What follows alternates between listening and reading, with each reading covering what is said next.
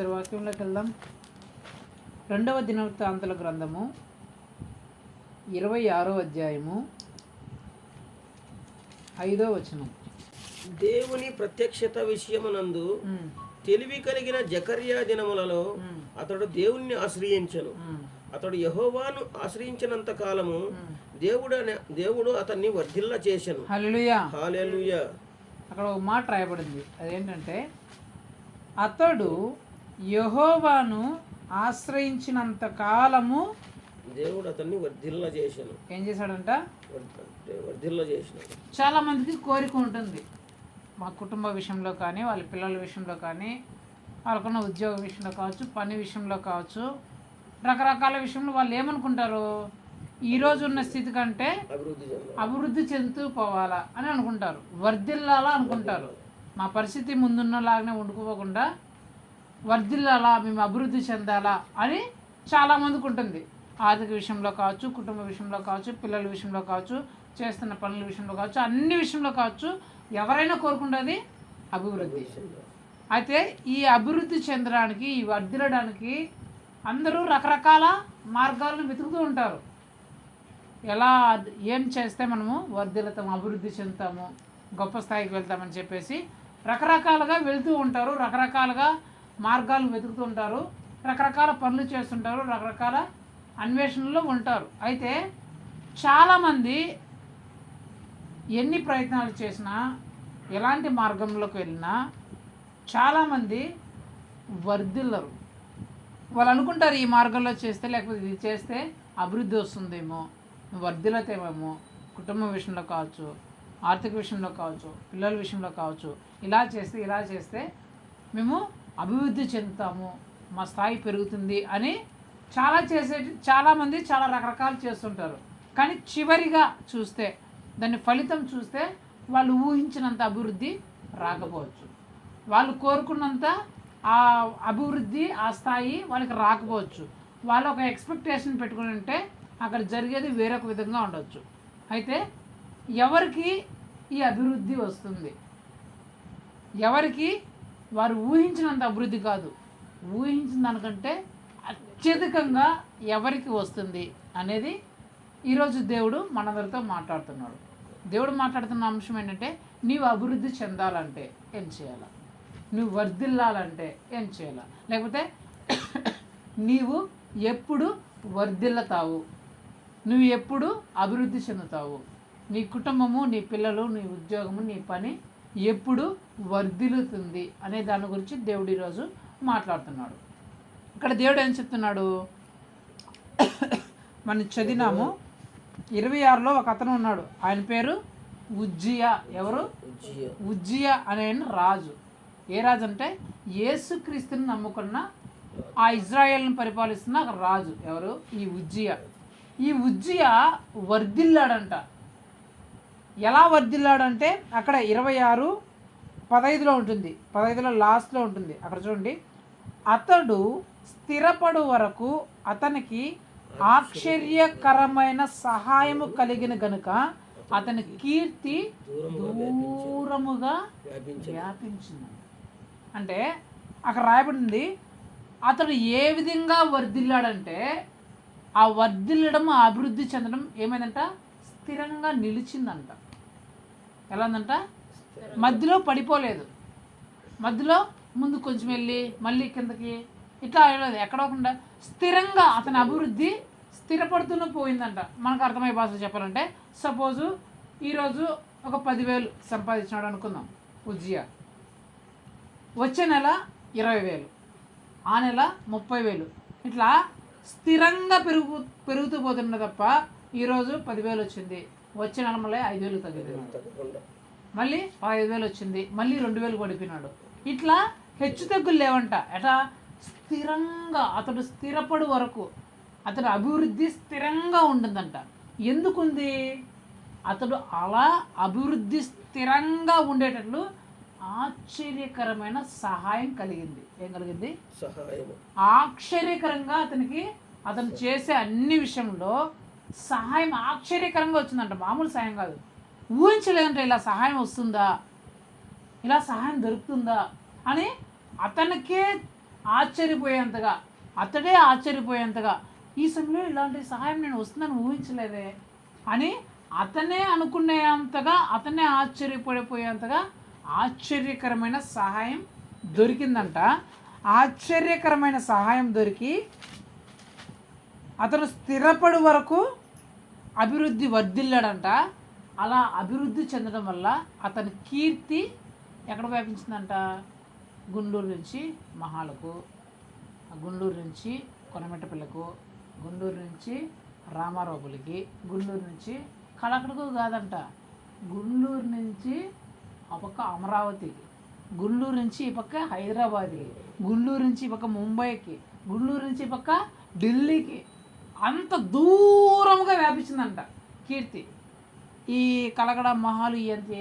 దగ్గర ప్లేస్. దూరం అంటే ఏంటి? మనం అంత దూరం వెళ్ళలేని ప్లేస్. అంటే ఇతను ఉన్నదేమో అక్కడే, కానీ ఇతని కీర్తి ఎక్కడో దూరంగా వ్యాపిస్తుందంట. అవునా? ధన ఫ్యామిలీనా? అబ్బా, వాళ్ళు చాలా చాలా గొప్పగా వర్ధిల్లారు నన్నే, ఆహా అభివృద్ధి చెందినారన్నే, మేము కూడా వింటున్నామా అని ఎక్కడ ఉండాలి చెప్తున్నారంట? హైదరాబాదులో, ముంబైలో, ఢిల్లీలో ఎక్కడ ఉండాలి చెప్తున్నారంట. మరి మీరు చూసారా ధన వాళ్ళని చూసానంటే మాకు తెలియదు ఎవరో. మరి మీకు ఎట్లా తెలుసు? మేము విన్నాం, వాళ్ళ అభివృద్ధి, వాళ్ళు ఫలించింది మేము విన్నాం. వాళ్ళ మనసును చూడలేదు, కానీ వాళ్ళ కీర్తిని మాత్రం మొత్తం దూరంగా వ్యాపించిందంట. నువ్వు చూసావా అంటే నేను చూడలే, వాళ్ళు ఎవరో నాకు తెలియదు. మరి నీకు ఎట్లా తెలుసు అంటే అందరూ చెప్పుకుంటున్నాను, అబ్బా వాళ్ళు అట్లా అత్యధికంగా అభివృద్ధి చెందారంట, వాళ్ళ పరిస్థితి ఒకప్పుడు అలా ఉండిందంట, తర్వాత ఇలా మారిపోయిందంట అని చెప్పేసి కీర్తి దూరంగా వ్యాపించిందంట. ఇక్కడ 3 విషయాలు ఉన్నాయి. ఒకటేంటి? స్థిరపడు వరకు, స్థిరత్వం వచ్చింది ఉజ్జియాకు. రెండోది ఆశ్చర్యకరమైన సహాయం కలిగింది.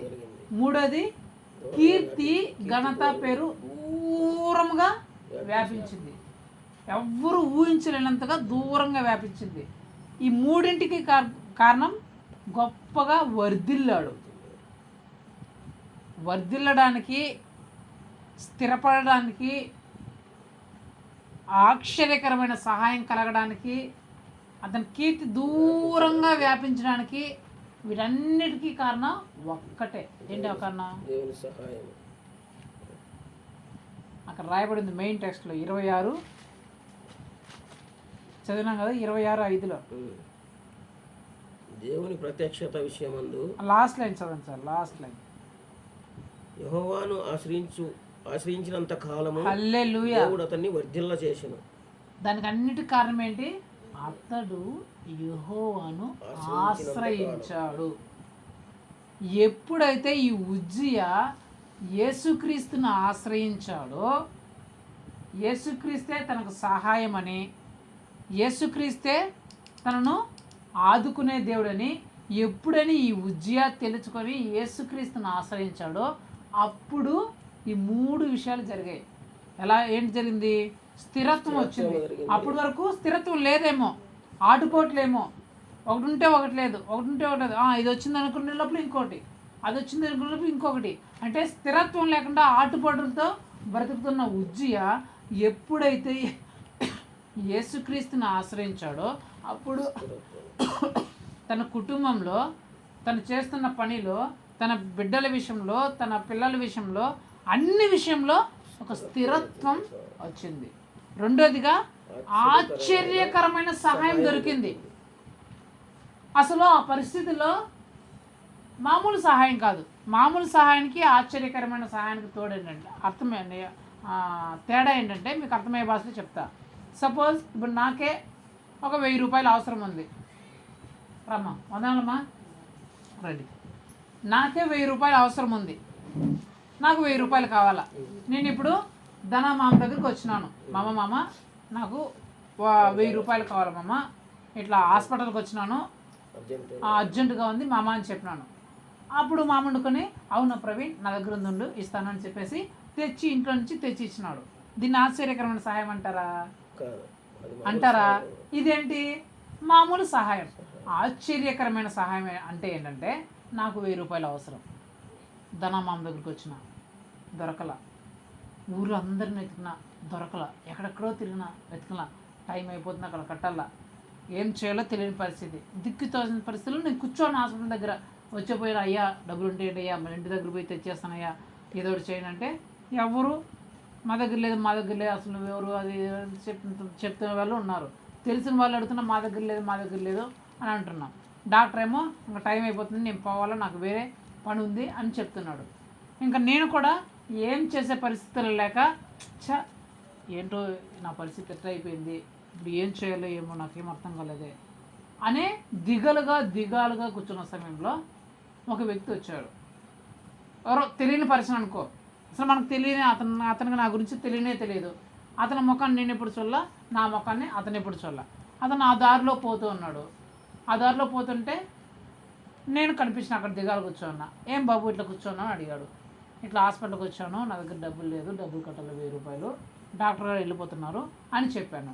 డాక్టర్ గారు ఎప్పుడే బీగాలు వేస్తున్నాడు అనుకుందాం, బీగాలు ఇంక వేస్తున్నాడు అనుకుందాం. అప్పుడు నీకు కావాల్సిన ఎంత 1000 రూపాయలా, సరే తీసుకో, 1000 రూపాయలే కదా తీసుకో అని ఇచ్చాడు అనుకో, దాన్ని ఏమంటారు ఆశ్చర్యకరంగా. అంటే నేను ఊహించలే ఇలా జరుగుతుందని. నేను అన్నీ వెతికేసాను, నాకున్న సోర్స్ అన్నింటిని వెతికేశాను, నాకు అర్థమైపోయింది అది దొరకలా. నేను ఫిక్స్ అయిపోయినా ఇది ఇంకా నాకు దొరకదు, అయిపోయింది, నాకు ఇంకా నమ్మకం లేదు, ఇది ఇట్లా జరుగుతుందని ఇలా వస్తుందని నమ్మకం లేదు అని అనుకున్న టైంలో సడన్గా నాకు ఏదైతే కావాలో అది దొరికేసింది. నాకు ఏదైతే సహాయం కావాలో, ఏదైతే అవసరం ఉందో అది నాకు నేనే ఊహించిన విధంగా, నేనే అనుకునే విధంగా అది నా దగ్గరికి వచ్చేసింది. దాన్ని ఏమంటారు ఆశ్చర్యకరమైన సహాయం.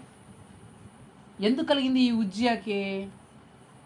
అలాంటి సమయాలు ఎదురయ్యాయి, అలాంటి సమయంలో ఇతనికి సహాయం దొరుకుతుంది అనే హోప్స్ కూడా లేవు. నాకు ఇది దొరుకుతుంది, ఇది వస్తుంది, ఇది లభిస్తుంది అనే హోప్స్ కూడా లేవు, ఆ నిరీక్షణ కూడా లేదు, ఆ నమ్మకం కూడా లేదు. కానీ అలాంటి పరిస్థితుల్లో ఆశ్చర్యకరంగా తమ బంధువుల నుంచి వచ్చిందో తెలియదు, తెలిసిన వాళ్ళ దగ్గర నుంచి వచ్చిందో తెలియదు, కుటుంబ సభ్యుల నుంచి వచ్చిందో తెలియదు, ఇరుగుపొరు వాళ్ళ నుంచి వచ్చిందో తెలియదు, తనతో పాటు పనిచేస్తున్న వాళ్ళ దగ్గర నుంచి వచ్చిందో తెలియదు, లేకపోతే అసలు అతను పరిచయమే లేని వ్యక్తుల నుంచి వచ్చిందో తెలియదు. కానీ తనకు ఏదైతే అవసరం ఉందో అది ఆశ్చర్యకరంగా అద్భుతంగా అతనికి దొరికింది. హల్లెలూయా. సో ఎందుకు దొరికిందంటే కారణం ఒకటే, యేసుక్రీస్తును ఆశ్రయించాడు.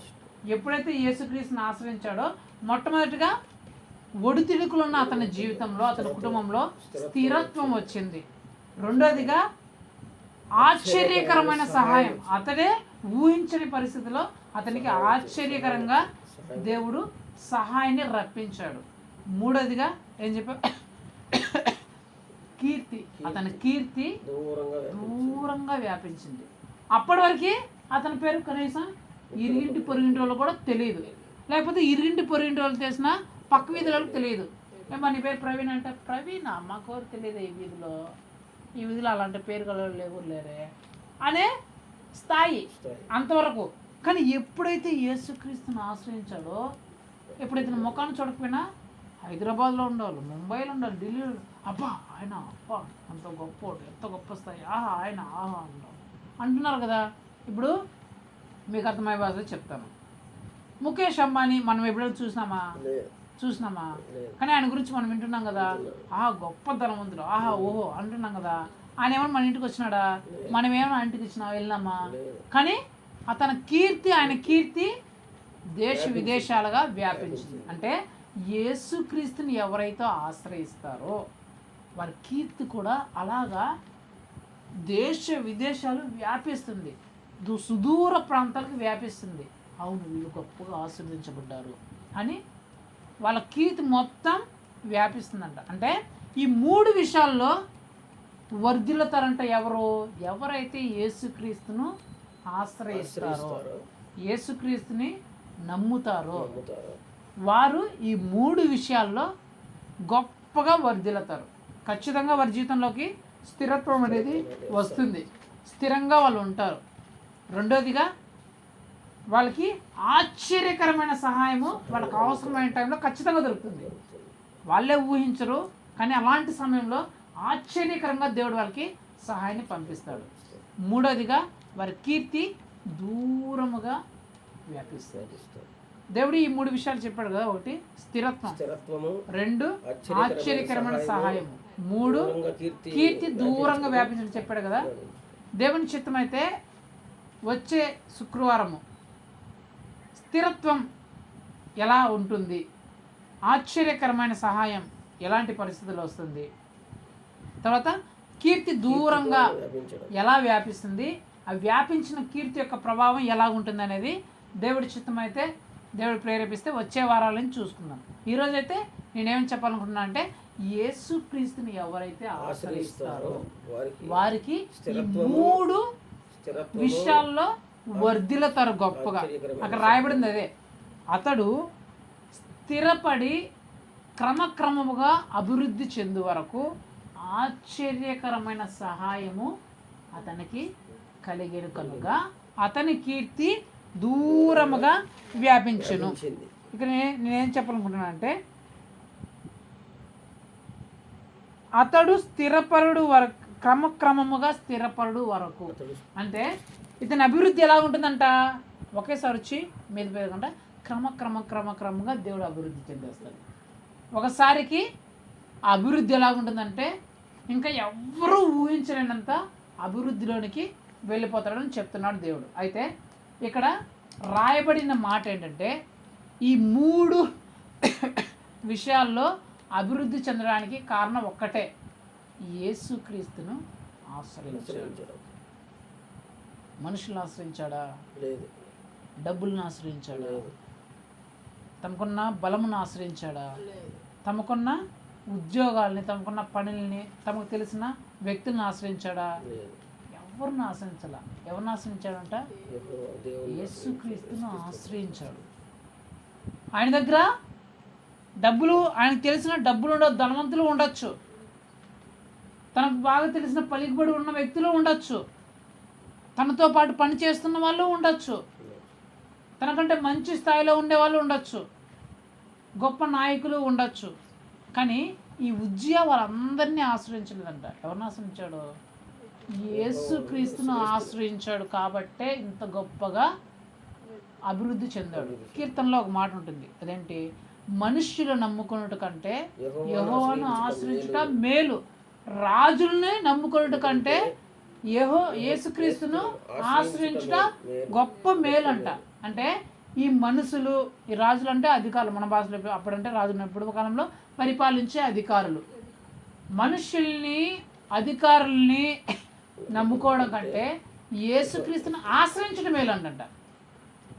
నమ్ముకోవడానికి ఆశ్రయించడానికి తేడా ఏంటి చెప్పండి? నమ్ముకోవడానికి ఆశ్రయించడానికి తేడా ఏంటి? విశ్వాసంతో ఆశ్రయించడం అంటే ఆయన దగ్గర పక్కన చేరడం. నమ్ముకోవడానికి ఆశ్రయించడానికి తేడా ఏంటంటే, నేను చెప్తాను మీకు అర్థమయ్యే భాషలో. నమ్ముకోవడం అంటే ఏంటంటే, ఇప్పుడు ధనామామ గారు ఉన్నారు, నేను ధనామామ దగ్గరికి వచ్చినాను, దేనికోసం ఒక అన్నం తినడానికి వచ్చినాను అనుకుందాం. మాకు ధనామామ ఇంటికి పోతే నేను ఖచ్చితంగా అన్నం పెడతాడు అనే నమ్మకంతో నేను వచ్చినాను, ఖచ్చితంగా నాకు అన్నం పెడతాడు, ధనామామ గురించి నాకు తెలుసు, నేను ఖచ్చితంగా అన్నం పెడతాడు అనే నమ్మకంతో నేను ఇంటికి వచ్చినాను, ధనామామ వాళ్ళ ఇంటికి. నేను ఎగ్జామ్ అర్థమయ్యేలా చెప్తున్నాను. వచ్చినాను, కానీ ధనామామ నాకు అన్నం పెట్టలేదు అనుకుందాం. నేను ఎంతో నమ్మకంతో వచ్చినాను, కానీ ధనామామ నాకు అన్నం పెట్టలేదు. నేనేమనుకున్నాను, ఫిక్స్ అయిపోయినాను, ఖచ్చితంగా ధనామామకు నా మీద ప్రేమ ఎక్కువ ఉంది కాబట్టి నాకు ఖచ్చితంగా అన్నం పెడతాడు అనే నమ్మకంతో నేను వచ్చేసాను ధనామామ ఇంటికి. ధనామామ ఇంటికి వస్తే ధనామామ అన్నం పెట్టలేదు. ఇది ఏంటంటే, ఇది ఎలా ఉంటుందంటే, మనుషులు నమ్ముకోవడం ఇలాగ ఉంటుంది. మనుషులు ఖచ్చితంగా మనకు చేస్తారు, ఖచ్చితంగా ఇల్లు ఇలా మనకు జరిగిస్తారు అనే నమ్మకంతో మనం పోతే మేబీ అలా చేయకపోవచ్చు. కానీ యేసుక్రీస్తును ఆశ్రయించడం అంటే ఏంటంటే, నాకు ఆకలేసింది, ధనామామ ఇంటికే నాకు ఆకలేస్తే ఇట్లా వచ్చాను, ఇల్లు కల్పించింది, ధనామామ లోపల ఉన్నాడు, నేను జస్ట్ ఆ ఇంటి దగ్గరికి వచ్చి నిలబడ్డాను అంతే. ఇల్లు కల్పించింది, ఆ ఇంటి దగ్గరికి వచ్చి నిలబడ్డాను. ధనామేమో బయటకు వచ్చి, ఏం బాబు ఎవరు నువ్వు, ఎందుకు వచ్చావు అంటే, అయ్యా నాకు ఆకలేస్తుందని ఇట్లా వచ్చానయ్యా అంటే, ఇంటి అవునా నీకు ఆకలిస్తుందా, ఉండు నేను మా ఇంట్లో అన్నం ఉంది తీసుకొని వస్తానని చెప్పేసి ఇంట్లో నుంచి అన్నం తీసుకొని వచ్చి నాకు పెట్టాడు. నేను కడుపు నిండా అన్నం తిన్నాను. ఇప్పుడు ఆశ్రయించమంటే ఏంటంటే జస్ట్ అక్కడికి వచ్చాను అంతే. నేను పెద్ద గొప్పగా ఏం నమ్మేసో లేకపోతే నాకు తీర్చేస్తాడు అది ఇది విశ్వాసం ఏమి వెళ్ళిపోరా. జస్ట్ ఆ ఇంటి దగ్గరకు వచ్చి నిలబడుకున్నాను అంతే. ఎవరన్నా అన్నం పెడతారేమని చెప్పి నిలబడుకున్నాను అంతే. నిలబడుకోగానే ధనామే వచ్చి బయటకు వచ్చి నీ కోరిక ఏంటో, నీ ఆకలి ఏంటో, నీ బాధ ఏంటో చెప్పు అని తెలుసుకొని ఆ బాధకరమైన దాని అన్నింటిని తీసివేసి దానికి ఏదైతే ఇస్తే ఆ బాధ పోతుందన్నీ తెలుసుకొని ఆయనే వచ్చి ఆ బాధను తీర్చడం. దీన్ని ఏమంటారంటే ఆశ్రయించడం. ఆశ్రయించడం అంటే నువ్వేం నమ్ముకోకపోయినా, నువ్వేం గొప్పగా అంత విశ్వాసం అంత నమ్మకం లేకపోయినా జస్ట్ ఆయన దగ్గరికి పోతే చాలు, నాకు ఈ కోరిక తీర్చేస్తాడు అనే ఎవరైతే అట్లా ఆశ్రయిస్తారో అది మేలంట. యేసుప్రభు దగ్గర నువ్వు బలంగా వీళ్ళు ఖచ్చితంగా చేస్తారు ఖచ్చితంగా చేస్తారు ఖచ్చితంగా చేస్తారంటే మనుషులు నమ్ముకోవడం కంటే యేసుప్రభు దగ్గరికి పోతే చాలు అని నువ్వు అనుకుంటే చాలు అంట. దేవుడు ఎంతో మేలు నీకు చేస్తాడు. అందుకే చెప్తున్నాడు, మనుషులను నమ్ముకున్నట్టు కంటే యేసుక్రీస్తును ఆశ్రయించడం మీకు ఎంతో మేలు. మరి విన్నాం, ఆశ్రయిస్తే ఏంటి లాభాలో మనం 3 విషయాలు తెలుసుకున్నాం. అలా వర్ధిల్లాలంటే యేసుక్రీస్తును ఆశ్రయించాలని మనం తెలుసుకున్నాం. అసలు ఆశ్రయించడం అంటే ఏంటిది? మామూలుగా ఆశ్రయం ఏంటంటే ఇల్లు అంతే కదా. ఆశ్రయంలోకి వెళ్ళడం అంటే ఇంట్లోకి వెళ్ళడము. ఇప్పుడు యేసుక్రీస్తును ఆశ్రయించాడు అని అంటే యేసుక్రీస్తు ఇంట్లోకి వెళ్ళాడనా? అతడు యెహోవాను ఆశ్రయించినంత కాలము దేవుడు అతన్ని వర్ధిల్ల చేశాడు, బాగానే ఉంది. మరి యెహోవాను ఆశ్రయించాడంటే ఇల్లు ఉండాలి కదా, ఇల్లు ఉంటేనే ఆశ్రయంలోకి వెళ్తాం కదా. మరి ఆశ్రయించడం అంటే ఏంటి అనేది మనకు తెలియాల. ఆశ్రయించడం అంటే ఏంటి తెలిస్తే మనము అలా ఆశ్రయించామా లేదా, యేసుక్రీస్తుని ఆశ్రయించామా లేదా. యేసుక్రీస్తుని మనం ఆశ్రయిస్తే ఖచ్చితంగా 3 ఖచ్చితంగా జరుగు తీరుతాయి. మరి ఆశ్రయించడం అంటే ఏంటి అనేది ఒక 2 నిమిషాలు వినేసి ముగించేద్దాం. ఆశ్రయించడం అంటే ఏంటంటే మొట్టమొదటిది లూకా సువార్త 10వ అధ్యాయం 38-39. లూకా సువార్త 10వ అధ్యాయం 38-39. అంతటా వారు ప్రయాణమై పోవుచుండగా ఆయన ఒక గ్రామములలో ప్రవేశించెను. మార్త అను ఒక స్త్రీ ఆయనను తన వెంట చేర్చుకొనెను. ఆమెకు మరియా అను సహోదరుండెను. ఆమె యేసును పాదముల యొద్ద కూర్చుండి ఆయన బోధ వినుచుండెను. హల్లెలూయా. హల్లెలూయా. ఇక్కడ ఒక ఆమె ఉందండి, ఇద్దరు ఉన్నారు. ఒకరు మార్త, రెండో ఆమె మరియా. మార్త ఏం చేస్తుందంటే ఇంట్లో పనులన్నీ చేసుకుంటుంది. మరియా ఏం చేస్తుందంటే యేసుక్రీస్తు పాదముల యొద్ద కూర్చొని ఆయన మాటలు వింటూ ఉంది. హల్లెలూయా. యేసుక్రీస్తును ఆశ్రయించడము అంటే ఏంటంటే మొట్టమొదటిగా యేసుక్రీస్తు పాదముల యొద్ద కూర్చుండుట. ఎవరైతే యేసుక్రీస్తు యొక్క పాదముల యొద్ద కూర్చుంటారో వారు వర్ధిల్లుతారు. యేసుక్రీస్తు పాదముల యొద్ద కూర్చోవడం అంటే ఏంటి? ప్రార్థన. ఏంటి? ప్రార్థన. యేసుక్రీస్తును ఆశ్రయించడం అంటే ఏంటంటే మొట్టమొదటిగా ప్రార్థన ఎవరి జీవితంలో అయితే ఉంటుందో, ఎవరైతే యేసుక్రీస్తుతో ఆ ప్రార్థనతో సహవాసం కలిగి ఉంటారో, యేసుక్రీస్తు పాదముల యొద్ద కూర్చోవడం అంటే అదే మనం ప్రార్థన చేయడం అంతే కదా. మనం కూర్చొని ప్రభువా యేసయ్యా మనం ప్రార్థన చేస్తాం. దాని ఏంటి? పాద సన్నిధిలో కూర్చొని ప్రార్థన చేయడం.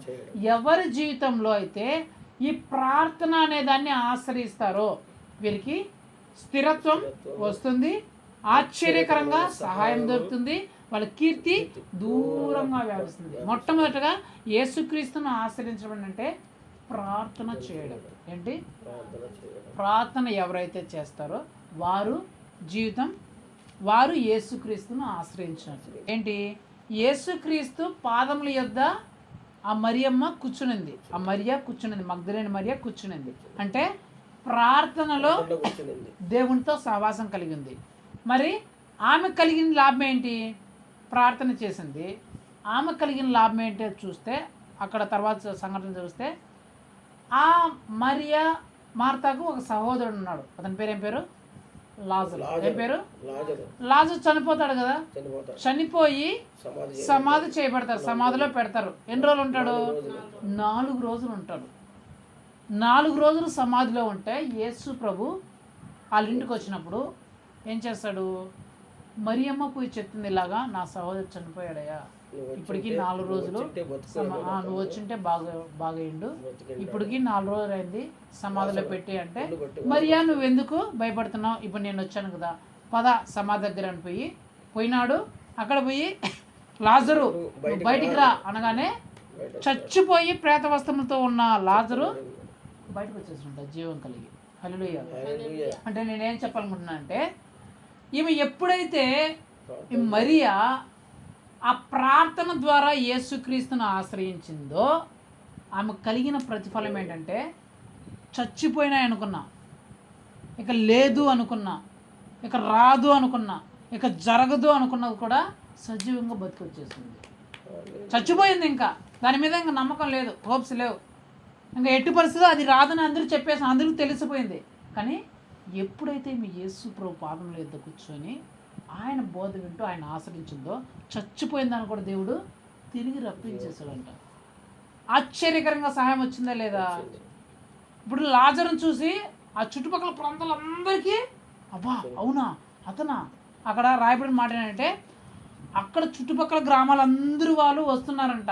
మీరు ఎందుకు రాపోతున్నారంటే, యేసుక్రీస్తుని చూడడానికి పోతున్నారంటే, యేసుక్రీస్తుని కాదు, మేము యేసుక్రీస్తుని చూస్తున్నాము, యేసుక్రీస్తు ఎవరో లాజరు చనిపోయిన లాజరు లేపాడంట, ఆయన్ని చూడడానికి పోతున్నాము అని చెప్తున్నారంట ప్రజలందరూ.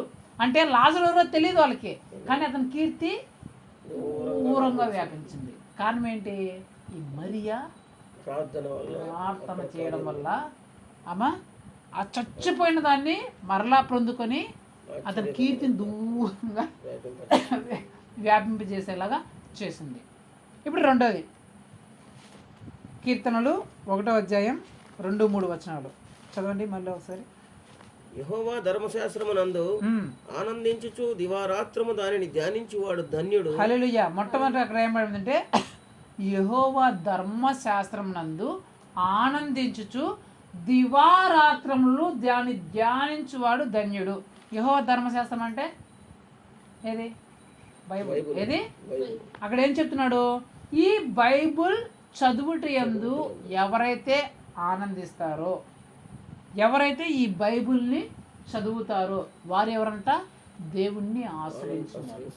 మొట్టమొదటి ఎవరి జీవితంలో అయితే ప్రార్థన ఉంటుందో వాళ్ళు దేవుణ్ణి ఆశ్రయించిన వాళ్ళు. రెండోదిగా ఎవరైతే వాక్యమును, దేవుని వాక్యమును చదువుతారో వారు దేవుణ్ణి ఆశ్రయించిన వారు. ఎవరైతే ఈ దేవుని వాక్యాన్ని చదువుతూ ఉంటారో, దేవుని ఈ బైబిల్ని చదువుతూ ఉంటారో వారికి కలిగే లాభం ఏంటంట? 3. అతడు నీటి కాలువల యొరన నాటబడినదై ఆకు వాడక తన కాలమందు ఫలమిచ్చు చెట్టు వలె ఉండును. హల్లెలూయా. అతడు చేయునదంతయు సఫలమగును. అతడు చేయునదంతా సఫలమవును. అతడు ఎలా ఉంటాడంట? నీటి కాలువల ఒడ్డున నాటబడిన చెట్టు వలె ఉంటాడంట. నీటి కాలువల ఒడ్డున నాటబడితే చెట్టుకి, ఆ ఒడ్డును నాటుకోకుండా దూరంగా నాటబడిన చెట్టుకి తేడా ఏంటి? అక్కడే రాయబడింది. నీటి కాలువను ఒడ్డు నాటబడితే అది ఎప్పుడు పచ్చగా ఉంటుందంట, దాని ఆకు వాడిపోదంట. ఆ కాలమందు, తగిన కాలమందు ఖచ్చితంగా దాని ప్రతిఫలాన్ని ఇస్తుంది. అదే ఆ కాలువల ఒడ్డు రాకపోతే అది పచ్చగా ఉండదు, ఆకులు వాడిపోతాయి, ఆ కాలం ముందు కాయలు కాయకపోవచ్చు. యేసుప్రభు ఏం చెప్తున్నాడు? ఎవరైతే వాక్యము ద్వారా యేసుక్రీస్తును ఆశ్రయిస్తారో వారి జీవితం ఎలాగుంటుందంటే ఎప్పుడు పచ్చగా ఉంటుంది, ఎప్పుడు వాడకుండా, సోలిపోకుండా, కృంగిపోకుండా, ఎప్పుడు ఫలభరితంగా, ఆయా సమయంలో ఏ సమయంలో ఏ ప్రతిఫలం కావాలో అలాంటి ప్రతిఫలము ఖచ్చితంగా దొరుకుతుందంట. ఆ కింద రాయబడిన మాట, వారు చేయునదంతయు సఫలము. ఏ పనైనా చేయని, ఏ విషయమైనా ఎత్తుకొని, ఎలాంటి దాన్నే పట్టుకొని అంతా దేవుడు సఫలం చేస్తాడు. ఎలా చేస్తాడు? ఇవే స్థిరత్వం, ఆశ్చర్యకరమైన సహాయము, కీర్తి దూరంగా వ్యాపిస్తుంది. అంటే మొట్టమొదటిగా ఎవరైతే ప్రార్థన ద్వారా యేసుక్రీస్తును ఆశ్రయిస్తారో వారికి ఈ 3 విషయాల్లో వర్ధిల్లుతారు. ఎవరైతే వాక్యము ద్వారా దేవుణ్ణి ఆశ్రయిస్తారో, వాక్యాన్ని చదవడం ద్వారా, అక్కడ రాయబడినదే దివారాత్రములు దాన్ని ధ్యానించువాడు ధన్యుడు. మనం వాక్యం చదివిన తర్వాత మనం పోతూ ఉంటాం, ఖాళీ సమయాలు ఉంటాయి. ఆ సమయాల్లో ఈరోజు దేవుడు మనం ఏం చదువుకున్నాం అనేది వాక్యం ఒకసారి జ్ఞాపకం చేసుకుని ఎవరైతే ధ్యానిస్తుంటారో అట్లా గొప్పగా అభివృద్ధి చెందారంట. చిట్ట చివరిగా ఆదికాండం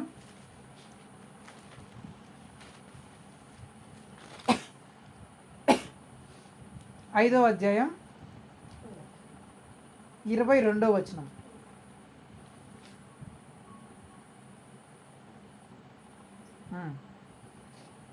హానోకు మెతుషేలాను కనిన తరువాత 300 ఏండ్లు దేవునితో నడుచుచు కుమారులను కుమార్తెలను కనెను. హానోకు దినములన్నీ 365 ఏండ్లు. హానోకు దేవునితో నడిచిన తరువాత దేవుడు అతన్ని తీసుకుని పోయాను గనుక అతడు లేకపోయాను. హల్లెలూయా. ఇక్కడ ఒక వ్యక్తి గురించి రాయబోతుంది. ఆ వ్యక్తి పేరేం పేరు? హానోకు. ఏం పేరు? హానోకు. ఎన్ని సంవత్సరాలు బ్రతికినాడంట? 360 సంవత్సరాలు బ్రతికినాడు. 360 సంవత్సరాలు బ్రతికితే 300 సంవత్సరాలు ఎవరితో నడిచినాడంట? బ్రతికింది 360 సంవత్సరాలు. అందులో యేసు ప్రభుతో నడిచిన కాలమే 300 సంవత్సరాలు. అంటే 60 సంవత్సరాలు మాత్రమే అతను ఈ లోక విషయం కోసం, లోక కార్యముల కోసం ఉన్నాడు. మిగిలిన 300 సంవత్సరములు దేవునితో నడిచాడంట. అంటే మూడొక ఆశ్రయం ఏంటంటే, యేసుక్రీస్తుని ఆశ్రయించడం అంటే దేవునితో నడవడం. ఏంటి చెప్పండి? దేవునితో నడవడం. దేవునితో నడవడం అంటే ఆయన ఆజ్ఞలను అనుసరించి బ్రతకడం. అంటే 60 సంవత్సరాలు తను ఎలాగున్నాడంటే తన లోక విషయంలో బ్రతికినాడు. మిగిలిన 300 సంవత్సరాలు దేవునితో బతికినాడు. మన భాషలో, మనకు అర్థమయ్యే భాషలో చెప్పాలంటే 24 గంటలు ఉంటుంది కదా మనకి. ఎన్ని గంటలు? 24 గంటలు. అందులో మనము నిద్ర కోసమని, తిండి కోసమని, ఆహారం కోసమని, స్నానాల కోసమని, మన చిన్న చిన్న పనుల కోసమని కొంచెం టైము కేటాయించుకుంటాం కదా. దానికోసం ఒక 24 గంటలు, 10 గంటలు అనుకుందాం. 10 గంటలు ఈ లోక సంబంధమైన విషయాల కోసం, తిండి కోసం, ఆహారం కోసం అనవచ్చు. 10 గంటలు పోతే ఇంకెన్ని గంటలు ఉంటాయి? 14 గంటలు. ఈ 14 గంటలు ఏం చేశాడంట? దేవునితోనే నడిచాడంట. అర్థమైందా నేను చెప్పింది? ఈ 60 సంవత్సరాలు తన లోక కార్యముల కోసము పెట్టుకున్న మిగిలిన 300 సంవత్సరాలు దేవునితోనే నడిచాడు. ఎప్పుడైతే ఈ 300 సంవత్సరాలు దేవునితోనే నడిచాడో అక్కడ ఏం రాయబడింది? దేవుడు అతనిని తీసుకొని పోయాను. దాని అర్థం ఏంటి? అతను పరలోకంలోనికి దేవునితో పాటు నడవబడ్డాడు. అంటే నేను చెప్పాలనుకుంటున్నానంటే, ఎప్పుడైతే మన జీవితంలో దేవునితో నడిచే అలవాటు మనకుంటుందో మన ఒక ఉన్నత స్థాయి అనుభవంలోనికి చేరుతాం. స్వర్గం అంటే దానికంటే మించింది ఏమనుందా? అందరు కోరుకుంటేదే కదా. అంటే ఎప్పుడైతే మనము దేవునితో నడవడం మొదలు పెడతామో మన స్థితి ఒక గొప్ప ఊహించని, ఒక మధురమైన, గొప్ప అద్భుతం, ఆశ్చర్యం కలిగిన, ఒక తీయనైన మధురమైన స్థితికి మనం చేర్చబడతాం. 3 ఆశ్రయముల గురించి చెప్పాను. ఒకటి ప్రార్థన. యేసుక్రీస్తుని ఆశ్రయించడం అంటే ఈ 3. ఒకటి ప్రార్థన చేయడం, రెండోది బైబిల్ని బాగా చదవడం, మూడోది ఆ చదివిన దాని ప్రకారం మనం నడుచుకోవడం. ఎవరైతే ఈ 3 విషయాలు వాళ్ళ జీవితంలో ప్రతిరోజు కలుగుంటారో, ప్రార్థన, బైబిల్ చదవడము, దేవునితో నడవడం ప్రతిరోజు, ఎవరైతే ఈ 3 విషయాలు కలిగి ఉంటారో వాళ్ళు వర్ధిల్లుతారంట. ఎలా వర్ధిల్లుతారంట? స్థిరపడినట్లు, రెండోది ఆశ్చర్యకరమైన సహాయం పొందినట్లు, వారి కీర్తి దూరముగా వ్యాపించినట్లు వాళ్ళు వర్ధిల్లుతారంట. మరి ఈ 3 విషయాలు మన జీవితంలో ఉన్నాయా? యేసుక్రీస్తుని ఆశ్రయిస్తున్నామా లేదా అనేది మనం పరీక్షించుకోవాలి. ఉజ్జియా యేసుక్రీస్తుని ఆశ్రయించాడు. ఎప్పుడైతే యేసుక్రీస్తుని ఆశ్రయించాడో అత్యధికమైన విజయాల్ని, అత్యధికమైన అభివృద్ధిని చూశాడు. ఆశ్రయించక ముందు అతనికి అభివృద్ధి ఉందో లేదో మనకు తెలియదు. వర్ధిల్లాలంటే దాని అర్థం ఏంటంటే అంతకుముందు లేదనే. అక్కడ ఏమని రాయబడింది? యెహోవాను ఆశ్రయించినంత కాలం అతడు వర్ధిల్లెను. అంటే దాని ముందు అతనికి లేదు. ఆశ్రయించలేదు. యేసుక్రీస్తును ఆశ్రయించినప్పుడు అతను వర్ధిల్లటం లేదు, అతనికి అభివృద్ధి లేదు, అతనికి స్థిరత్వం లేదు, తనకు దొరికే సహాయము లేదు, తన కీర్తి కూడా ఎక్కడా కనబడలేదు. కానీ ఎప్పుడైతే యేసుక్రీస్తును ఆశ్రయించడం మొదలు పెట్టాడో వెంటనే స్థిరత్వం వచ్చింది. ఆటుపోటుల జీవితము ఒక స్థిరత్వంలోనికి వచ్చింది. తనకు ఏ సమయంలో ఎలాంటి అవసరం, ఎలాంటి సహాయం కావాలో అది దొరికింది. అతనికి దొరకలేదనే ప్రసక్తే లేదు. చివరిగా అతని కీర్తి వ్యాపించింది. కీర్తి ఎప్పుడు వ్యాపిస్తుంది? అతని జీవితం అభివృద్ధి చెందినప్పుడే కదా, అతను గొప్ప స్థాయికి వెళ్ళినప్పుడే కదా అందరికీ తెలియబడుతుంది. సో దేవుడు ఏం చెప్తున్నాడంటే, నేను నిన్ను అభివృద్ధి చెందించాలనుకుంటున్నాను. హల్లెలూయా. నేను నిన్ను వర్ధిల్ల చేయాలనుకుంటున్నాను. నీ ఆటుపోటుల జీవితాన్ని, నీ ఆటుపోటుల కుటుంబాన్ని స్థిరపరచాలని నేను నిశ్చయించుకున్నాను. నీకు సహాయమే దొరకని పరిస్థితుల్లో నీకు ఆశ్చర్యకరంగా నీకు సహాయాన్ని ఇవ్వాలని నేను అనుకుంటున్నాను. నీ పేరే తెలియబడని నీ జీవితంలో నీ స్థితిని నీ కీర్తిని దూర ప్రదేశములకు వ్యాపింపచేయాలని నేను నిశ్చయించుకున్నాను. మరి నువ్వు ఆశ్రయిస్తున్నావా అనేది దేవుడు అడుగుతున్నాను. నేనైతే రెడీగా ఉన్నాను నిన్ను స్థిరపరచడానికి, నీకు ఆశ్చర్యకరంగా సహాయం చేయడానికి, నీ కీర్తిని దూరంగా వ్యాపించడానికి నేను రెడీగా ఉన్నాను. మరి నువ్వు ఆశ్రయించడానికి రెడీగా ఉన్నావా? ఉన్నారా అంటే గట్టిగా హల్లెలూయా చెప్పండి. మీరు ఆశ్రయించడానికి రెడీగా ఉన్నారు. ఆశ్రయించడం అంటే ఏంటి? ప్రార్థన చేయడానికి, వాక్యము చదవడానికి, దేవునితో వాక్యానుసారంగా బ్రతకడానికి. మరి బ్రతుకుదామా? ప్రతిరోజు ప్రార్థన చేద్దామా? ప్రతిరోజు మనకు సహాయం ఖాళీగా ఉన్న సమయంలో దేవుని వాక్యాన్ని చదువుదామా? ప్రతిరోజు ఎలాంటి పరిస్థితులు ఉన్నా దేవుని వాక్యానుసారంగా మనం బ్రతుకుదామా? అలా ఆశ్రయిస్తే దేవుడు నిన్ను ఆశీర్వదించడానికి, నేను వర్ధిల్ల చేయడానికి సిద్ధంగా ఉన్నాను. అలాంటి కృప దేవుడు నీకు నాకు మనందరికీ అనుగ్రహించును గాక. ఆమేన్. హల్లెలూయా. వాక్యం కోసం ప్రార్థన చేసుకుందాం.